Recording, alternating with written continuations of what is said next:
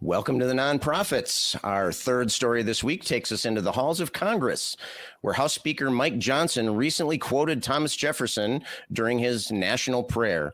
Or did he? Chris Mallard, can you help clarify? Thank you, Scott. According to Johnson, Thomas Jefferson supposedly recited the National Prayer of Peace every day of his presidency, even right up until his death. But let's take a moment here. That's not quite the truth. The Jefferson Foundation and historians have been clear that there is no historical evidence to support this so-called prayer by Jefferson, and they've labeled it as frankly bogus. And Johnson isn't the first person to trot out this nonsense. It's been making the rounds in certain religious circles for years. Now, here's where it really gets interesting. Thomas Jefferson wasn't exactly the pious Christian many want him to be. He leaned heavily towards deism, a belief system that acknowledges the creator but rejects organized religion and divine intervention in human affairs.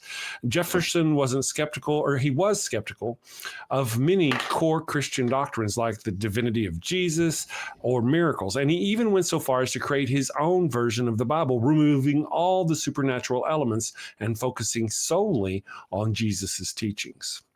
So while Jefferson may have respected the moral teachings of Christianity, he firmly believed that religion should be a personal matter.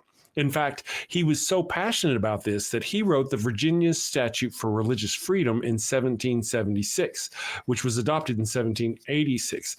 That statute was essentially the first legal attempt in our young nation's history to separate church from state, a principle he championed throughout his career.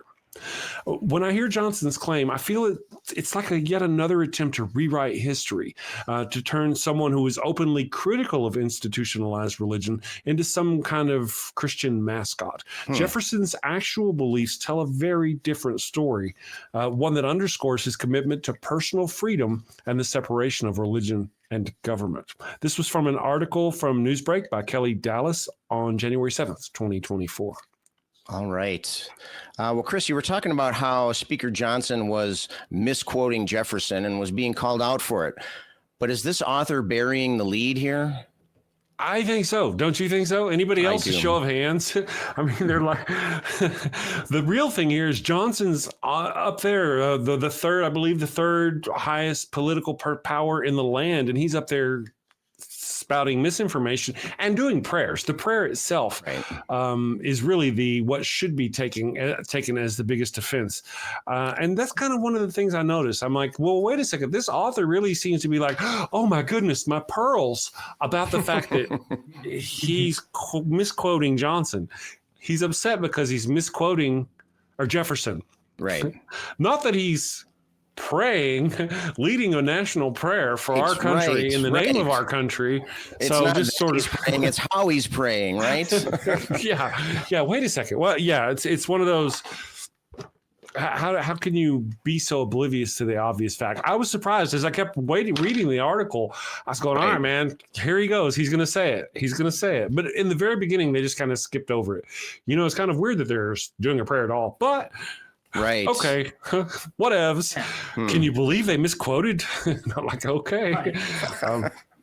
Yeah. How dare they? When they're giving a prayer at a government function, how dare they use the wrong person or say the wrong thing? Well, and it would have been even more. It would have been appropriate had they leaned into why misquoting Jefferson was important, or misattributing this to Jefferson, but they didn't. They just kind of up Jefferson, and they kind of barely went, he's kind of against this sort of thing. They didn't really talk about the statute, the Virginia statute of separation. You know what I mean? They didn't talk about any of those things. So you're left wondering, well, why did you write this article at all? Right. But yeah, it does seem like they really stepped over the biggest point to just elucidate this tiny little thing. Again, they could have, especially had they been really detailed about what Jefferson was about, that would have made more sense as to why they're doing this. But really, I think the main light should have been shined on the fact that the guy's leading a national prayer. Period. Right. Yeah, exactly. Eli, I want to jump over to you. I don't think I'm going too far out on a limb if I say that I don't think you support public prayers led by government officials. And I think we're all in the same boat on this panel. But why is that a particular issue, especially when we're talking about government officials? So kind of exactly like Chris said, at the very beginning of this article, it says the problem, at least according to some scholars, wasn't that he prayed in the U.S. Capitol. And I second guessed myself. I'm like, isn't that like exactly the problem?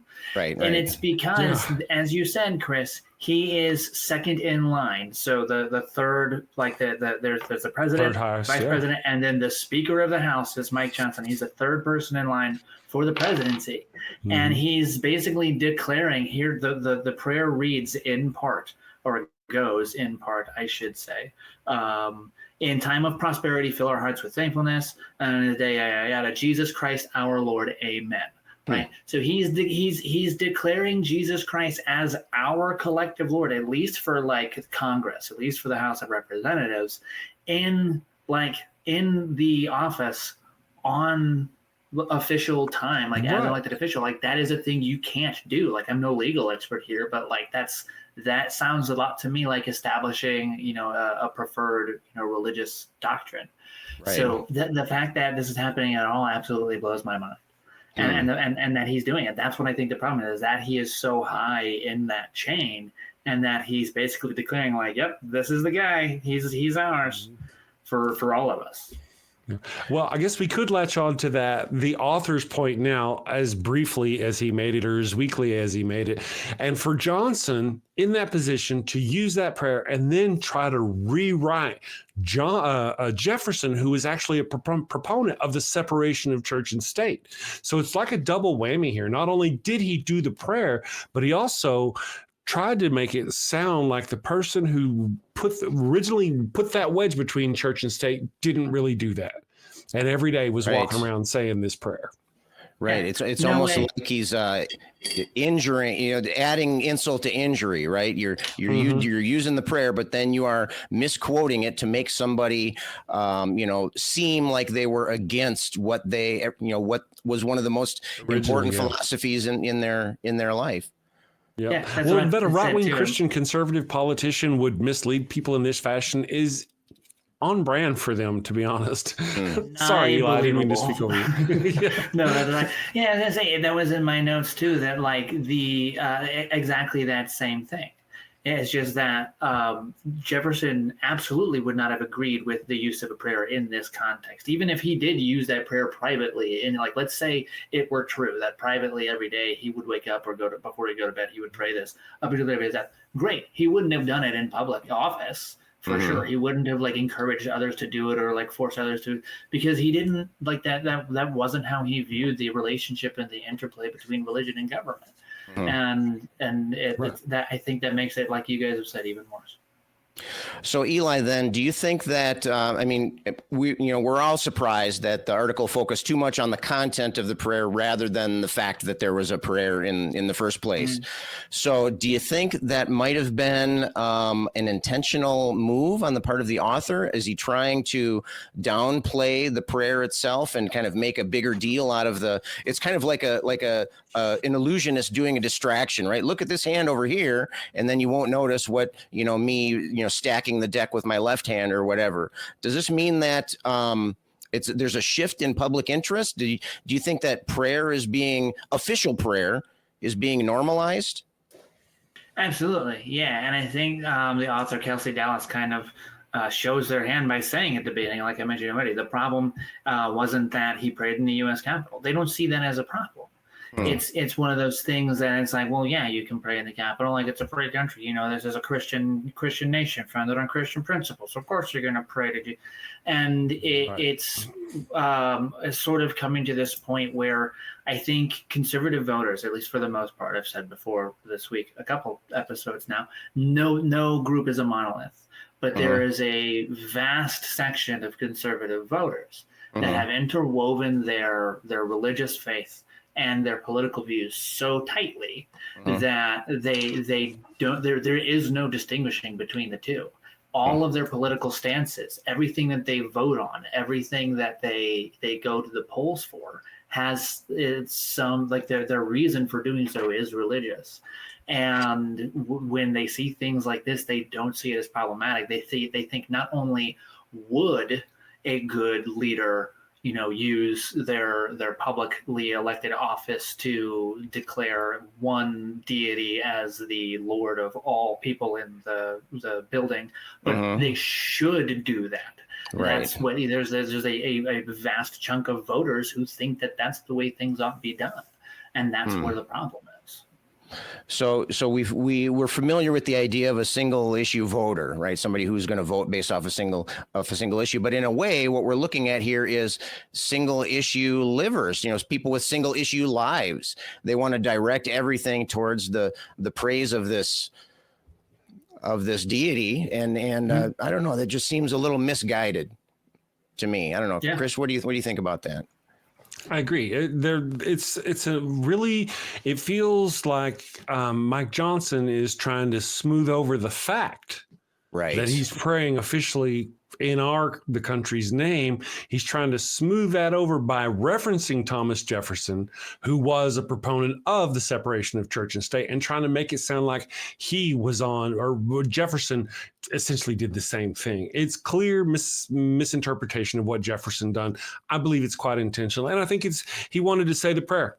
He wanted to get up there and do it for our nation. And this is his way of kind of mitigating the backwash from that. He just kind of screwed up, or backlash. He screwed up in he didn't. He did exactly what he wanted to do. And then, of course, the author of the article elucidated that. The fact that he pointed out the little piece of information that, this isn't really the way Johnson would have done it, and then moved on and talked about something else, but yeah. Right. So you're thinking it was an intentional gaffe. Interesting. Eli, I want to get your opinion on that. I want to couch it slightly differently, though. I want us to look at the context of the New Testament. Okay, you got to take it in context, right? But we often hear about the four Gospels, that they're all different, and one of the explanations is that and we hear this from Bible scholars, is that the four different authors were kind of telling a similar story, but they were adding things to the story to support their particular perspectives or the particular point that they're trying to make, and so, in a way, we can see examples of that as like you might call it a literary style.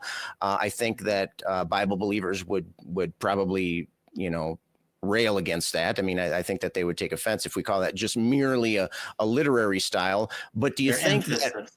What's that? The emphasis of each book. Right. But so they're focusing the emphasis depending on their personal political agendas here. So let's compare that to what Johnson is doing here.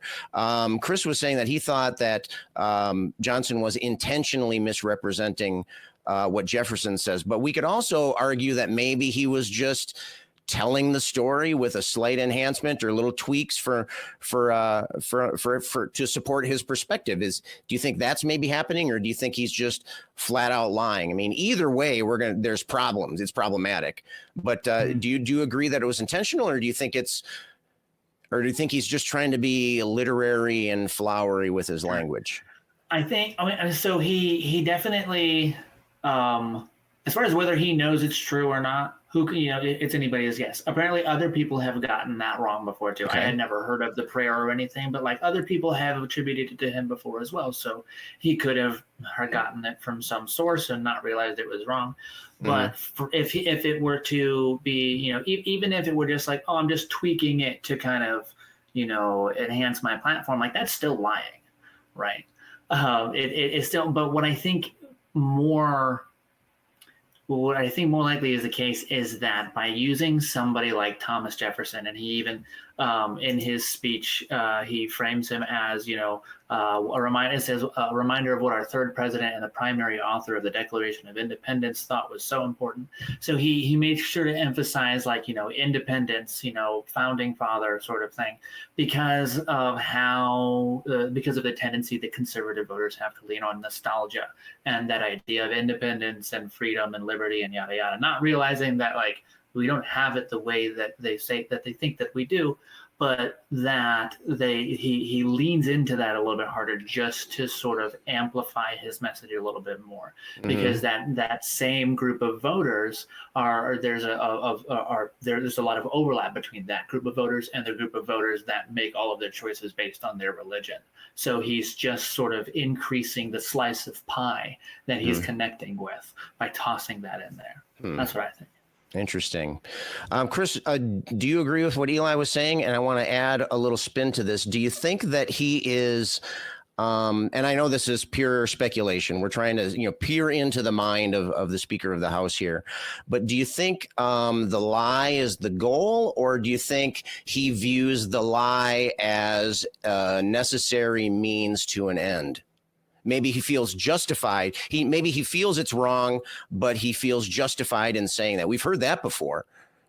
Well, one of the things that it could be, and to give, if we will, the benefit of the doubt, it could be that Mike Johnson dips into where it could be just a reflection of where he gets his information. He sat down at the computer one day. He's like, I'm going to deliver a national prayer. Looked up at his little Google. Google is all, how Google or whatever tones its search to you. So he searched for national prayer and he found the misinformation that, and because it's probably on his kind of stuff, right? This is exactly the calls coming from within the house thing, right? Remember? So I'm just saying that it's possible that he didn't do it on purpose. He actually believed that this was something that Thomas Jefferson did, because when he did his, and I'm going to use the word, forgive me, research, he fell into his own levels of misinformation, Right.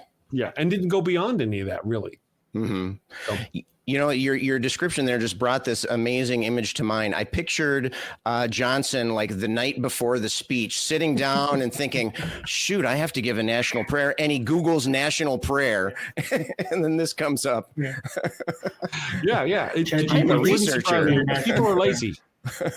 Yes, they're definitely lazy. Excellent. One of my favorite things about this article is that it's, and we don't run across this all that often, but when we do find this, I like to dive into this just head first. They left commenting open on the article. Okay. And so I like to skim through that and see what people, actual human beings, I'm assuming, I suppose, maybe that's not a safe bet these days. But so this is what some of the people say. And I wrote down 3 particular comments that I thought were interesting. And so I'll read them to you. And then in between each one, I'll just get some quick feedback from each of you, what you think. This first one was from a user by the name of Barbara Thompson. And Barbara said, quote, "If you can't remember like Harris, it may be time to read the Pledge of Alliance, one nation under God. We are not forced to believe anything, but I choose to believe in God, and I lean on my faith. I'm so grateful to know I'm ensaved through Jesus Christ." And so Barbara was saying that, the Pledge of Allegiance, or she said Pledge of Alliance, obviously mislabeling that, but it says one nation under God right there. Eli, what do you think about this particular commenter? Well, I like that somebody replied, because I'm looking at him right now too. Somebody replied to it and said, "What is the Pledge of Alliance?" Which I think is hilarious. But yeah, Barbara, the under God wasn't added until 1954. We know this. Right. So just, read the Pledge of Alliance when? When should we read the Pledge of Alliance? Because that's what matters. It's very ironic because she starts the comment by criticizing Kamala Harris's memory. Right? Yeah. Barbara, if you can't remember. Yeah, pretty much. Yeah. Chris, what are your thoughts on that? That is some Christian projection, like at its finest, is it not? That's great. That's, one of the things whenever you see they do that often. They'll come in, like my comments, I'll place a video and they'll come in and they'll call me stupid, or they'll attack me personally with an ad hominem and then misrepresent something or misquote something. It's quite hilarious. I'm glad you found that on that comment. And it seems like maybe I just noticed this more often, but it seems like whenever somebody is ranting and criticizing the intelligence of somebody else, it seems to me that they always have like a spelling error or a grammar error, or in this case, they have totally the wrong word. I mean, let's cut them a little bit of slack here. It might have been something like an autocorrect or something like that, but come on, double check it before you hit that return key. All right, so let's go on to this next comment. This is from a user by the name of C. Name is S.I. con acento en español. And so C's comment was, the Bible states it's hypocrisy to pray in public. Prayer is a private matter between one's own self and their God. Chris, what are your thoughts with that? Yeah, I would really appreciate it if they'll all just keep it to themselves. Right. Yeah. Do what Jesus says, not what Jesus does. Right. Yeah. Exactly. Well, you see that exactly. That's exactly right. Oftentimes they will claim to be people of peace while swinging a weapon. They talk about being people of love while oppressing other people. I'm such a glorious, I raise my voice up to Christ, and then they get home and they mistreat their trans child because they don't like it, or they don't talk, or they ostracize their gay child. So there's a lot of contradiction. It's projection, lies, contradiction. It seems to be like a signature move of Christianity. I never really saw it when I was young. When I it just, now that I'm older and I'm engaging more with them, from my perspective, I see it all the time. I'm like, oh my God, I can't believe you're really trying to push that off on us. It's a bunch of nonsense. Right. Well, do you think maybe we're starting to push back? Maybe you think they've been doing it all along. It's just nobody really cared. Oh, well, some people I think did care. It's just our voices are getting stronger. And sometimes they come in my chat and they're like, oh, hey, you big mean atheist. I'm like, wait a sec. Wait. We're the ones we're being oppressed. We're the ones, you're imposing your theocracy on us, and you come and tell us not to struggle. Right, we should take this lying down. We should be, oh, yes, sir. We should use words? I mean, no, you're trying to impose your theocracy on my wife and my daughter and my children in schools. And yet you don't want me to be angry about that. An angry atheist. So yeah, there's, and of course, coming from these people, they come at us about their arguments about morality. How can we have morals without God? And then you look at the things that the God itself does. Right. And then you got 2,000 years of the followers living by these morals, of examples of watching them, the horrific things they do. And they have the nerve to say that we can't have morals without God. It's just, there's a lot coming at us, Totally agree here. Totally agree. Eli, I want to read one last comment, and then I want a quick word from Eli, and then we'll have to wrap things up here. This was my favorite comment that I read there. It was from a user by the name of Gladys Vogel, and Gladys said, "People, have you not fear of God? A divided nation will not stand. Stop your squabbles and show respect and humility for others," ironically, even if you don't agree with their views. Prayer emoji, heart emoji. Someday we're all going to stand before, and then she switches to all caps. Someday we're going to stand before the real judge and give an account. Eli, does that put the fear of God in your hearts? It does a little bit, especially how the exclamation marks at the end and the capital letters, because she didn't stop. She didn't go back to lowercase. She ended it out with capital. So. But I see stuff like this all the time. And like, even if you go on the videos where it's like, hey, like, here's the reasons why, like, the Bible's, I don't trust the Bible, or like, why I don't believe in this guy. And then they'll just come in and say things like this, like, no, I don't have fear of God because I don't believe in that. Right. Yeah. Fear of what? What? Yeah. No. Yeah. I didn't fear it, but all those exclamation points and suddenly. Yeah. You know what? Until right this moment. It was a matter of volume. That's why it wasn't clicking in my head. It's all about the volume, right? Okay. Yeah. All right. Well, excellent. Great discussion, guys. And I think we'll have to wrap up this episode here. But if you want more nonprofits, then just click away.